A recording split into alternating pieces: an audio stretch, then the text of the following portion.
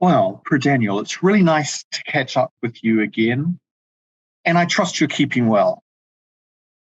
Yes, thank you, Rodney, and nice to meet you again as well. We are just back from holiday here in Norway. Nice. Good to be back in the office. I'm sure it is. Well, look, and in that regard, so you're a rising star in our global family. And I thought it'd be great to catch up with you again. And look, why don't you tell us a little bit about your background, which office and country you're in, what your practice focus is, things like that. Sure, and thank you for the kind introduction, Rodney. So I am based in Oslo, in Norway. I'm currently heading the corporate tax practice here in Norway. And I'm about to start a journey also to take responsibility and lead on the energy and natural resources space for tax and legal in EMA region. So I'm really excited about that.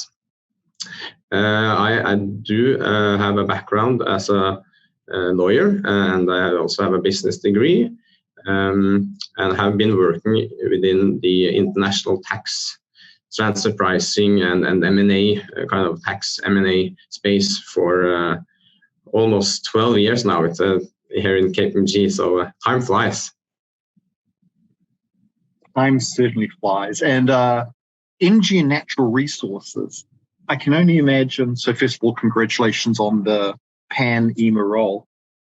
But I can only imagine that space, particularly with the focus on ESG, and things going on in the world today, that has to be a fast-moving area to practice in today. It is indeed, and it's very exciting, and it's a lot of things happening with the renewable energy side, the energy transition, the discussion on oil and gas, the rise of alternative energy. So indeed, there is super exciting times ahead, and Norway is one of the largest oil exporter in the world. So we are in the middle of the transition as well, albeit being a rather small country in the global context.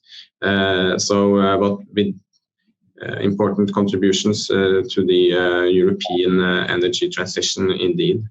And also, of course, you mentioned ESG. It's very high on the agenda, and both politically and economically, and our clients as well. We, in fact, recently did a Nordic benchmark study on ESG reporting with the GRI standard. So we have some really new, interesting, and new facts and benchmarks in that area as well.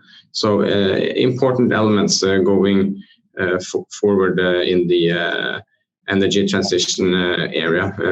So we have just seen the start. I'm sure. Yeah, and I think you were telling me just the other day that Norway, in fact, is also self-sufficient because of hydroelectric power and is actually a net exporter of clean energy. Yeah, indeed. So Norway, we are fortunate to have a lot of hydropower. But again, we are dependent on water in those basins to generate power. And we have seen, I think, across the globe last years that the climate is about to change a little bit. So this year, we do have less water in our basins that we expect. So we need to look at alternatives as well. Norway will auction first offshore wind acreage within short, and we are building quite large facilities both for batteries and hydrogen, for example.